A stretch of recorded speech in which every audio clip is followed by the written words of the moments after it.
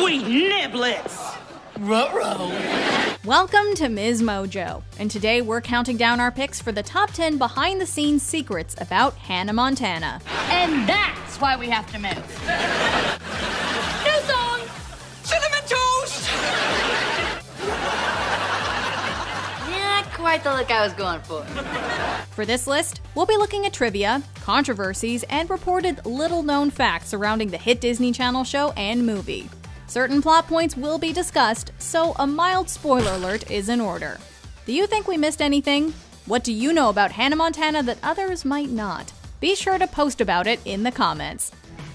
If you like what you're hearing, be sure to check out the full song at the link below.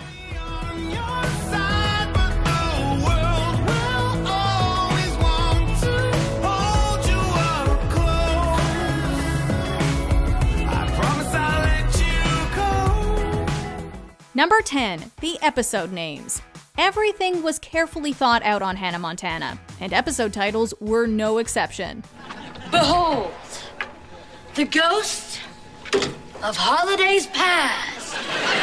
In fact, each one references the title of a famous song.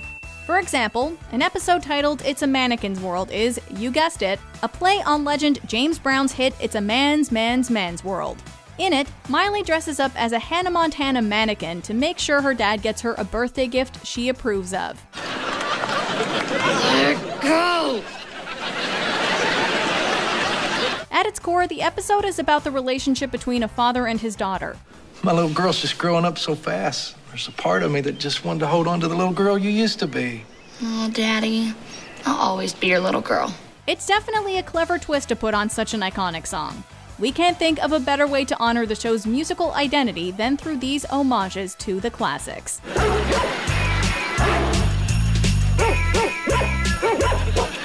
Number 9. Jason Earles Age. New song!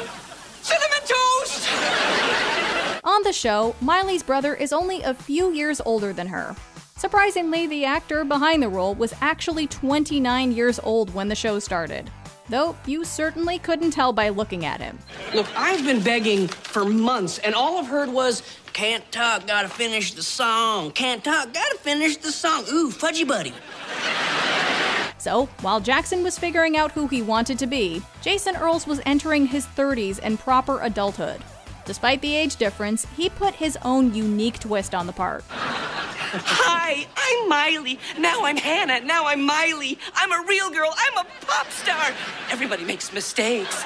Everybody has those days. Reportedly, Jackson's character was initially supposed to be extremely shy and introverted, only communicating with people through puppets. However, after seeing Earles in action, producers reworked the character to make him the goofball we all know and love. Hey, Jackson. Hold on. Just a sec. Dang flabbit. This is why I don't change my shirt every day. It's safe to say nobody else could have done Jackson Stewart justice. Number 8. Mitchel Musso's long hair. Oliver Oaken's long hair was such a constant that it was easy to just see it as a fundamental part of his personality. So you were in the limo when I was upside down? Yeah. And backstage when I was hanging out of the window? Yep. And when I hid in your bass drum and rode on your tour bus all the way to Phoenix? You did what? Nothing. But that wasn't always the case. It's no secret that Disney has an image it works extremely hard to preserve. So there are often rules surrounding what their stars can and cannot do. Wow. You know, that is just about the stupidest thing that I have ever heard, right? That's supposedly what happened here. The network made Musso keep his hair long throughout the show for a specific reason, to hide the fact that he got his ears pierced after season 1. How about I put the hot dog in the nachos, throw a little jalapeno over that action, and boom! That's nacho ordinary dog. Awesome! I know! Towards the end of the show's run, this requirement became less strict. And now that he's off duty, Musso regularly shows off his earrings. Number 7. The movie set. Hello, New York! In the 2009 Hanna Montana film, Robbie Ray realizes his daughter is prioritizing Hanna's fame above her friends and family, and decides it's time for her to head home. Looks like your limo's here. It serves as a reset for Miley, who remembers what's important in life. There are a lot of parallels to be drawn between the show and real life. See you around, Smiley Miley. Remember? That's what I used to call you. Smiley Miley. I remember. Where the movie was shot might be one of the biggest. That's right, they reportedly used the Cyrus family's Tennessee ranch as their backdrop. As the Stewarts headed back to where they're from, so too did the Cyrus clan. Like her character, Miley, who was also a rising starlet at this time, got a chance to reconnect with her roots and gain some perspective in her hometown. Number 6. Hanna Montana was almost Alexis, Texas. It's hard to believe that the other side of Miley was almost entirely different, at least in name. This is so frustrating. I spent all day yesterday trying to make Josh like Hanna Montana. How'd it go? It went really well. He loves Hanna Montana now, and we're getting married. How do you think it went, you donut? However, Disney quickly realized that Alexis, Texas was the name of an adult film star, and Hanna Montana was born. Given their family-friendly image, this isn't surprising. So tonight, I'm taking you to a Hanna Montana concert. Really?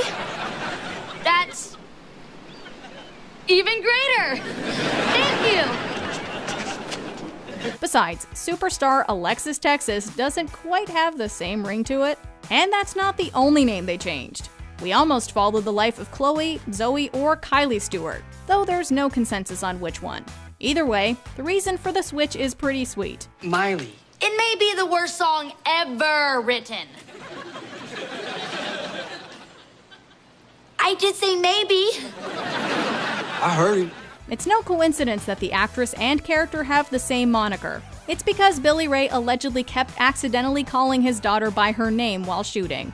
Lucky for us, everything worked out. Thanks, Daddy. My pleasure, bud.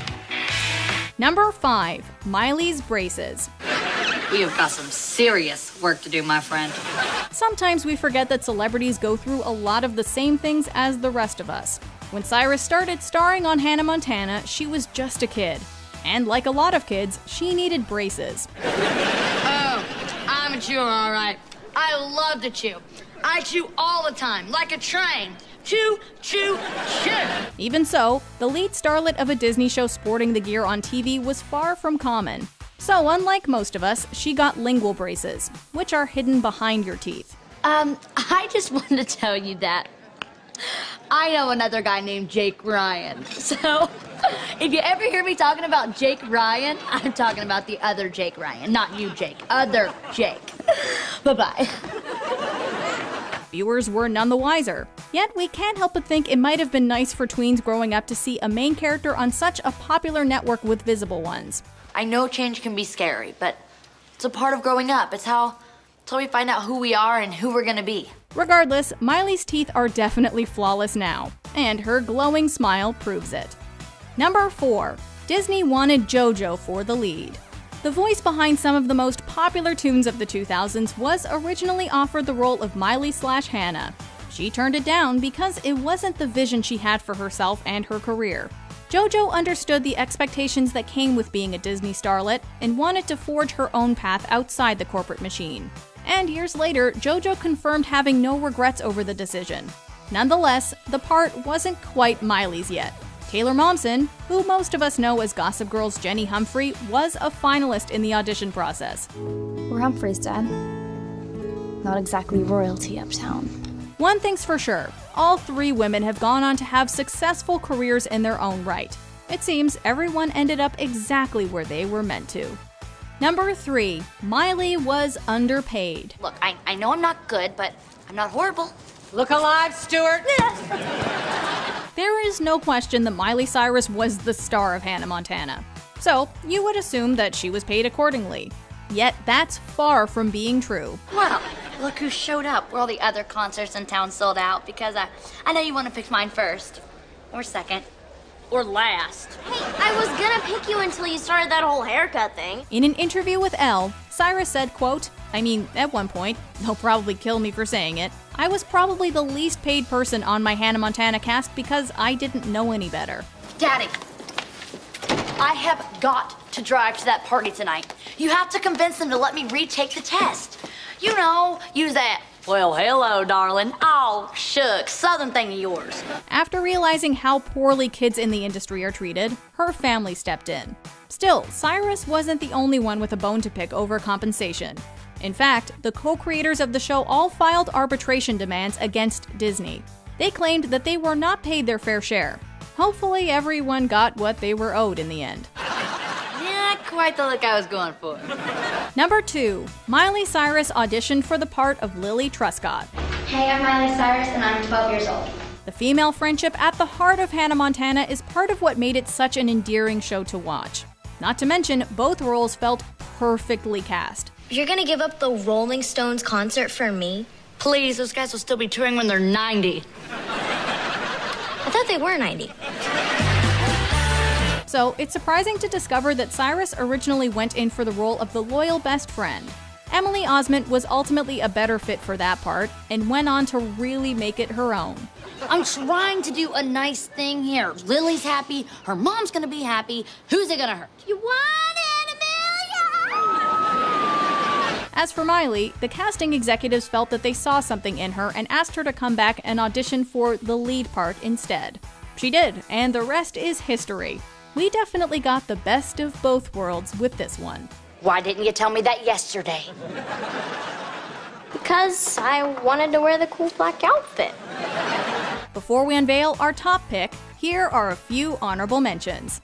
To save money, the wardrobe in the first season was from Forever 21. Why am I standing in your closet? Because behind my closet is my closet. Mitchel Musso went from a main role to a recurring character so he could star in his own show. But the king you all think really rules is King Boomer. What? Curse you and your lovable face. It was originally conceived as a That's So Raven spin-off featuring Allison Stoner. Me kissing a boy? Gee willikers! Cut! That's a 5. Hey, Allie, we're waiting here. Hey, chill, dog. Sorry, boys. Somebody's got to work around here. Before we continue, be sure to subscribe to our channel and ring the bell to get notified about our latest videos. You have the option to be notified for occasional videos or all of them. If you're on your phone, make sure you go into your settings and switch on notifications. Number 1. The original ending. I'm Miley, I'm your new roommate. Really? Yeah. The series finale of Hanna Montana saw Miley turn down a movie to go to college with Lilly. Emily Osment even apparently ad-libbed the last line of the show, which made it super emotional. I love you so much. I know! It was a perfect send-off, except it almost wasn't. There was an alternate ending where the screen fades out and the words Tennessee 12 years ago appear. We see a young Miley Cyrus playing with dolls and singing about becoming a star. In other words, the whole show was a figment of her imagination. I really am gonna be a rock star someday. Just like Daddy. It was definitely a meta idea, but it would have been a disappointing way to cap off a series many grew up with. All in all, it's safe to say that they chose the right ending. Do you agree with our picks? Let us know in the comments. And hey, if you're a fan of the song playing right now, be sure to check out the music video for it right here. You understand, take your time. Please don't feel my fear.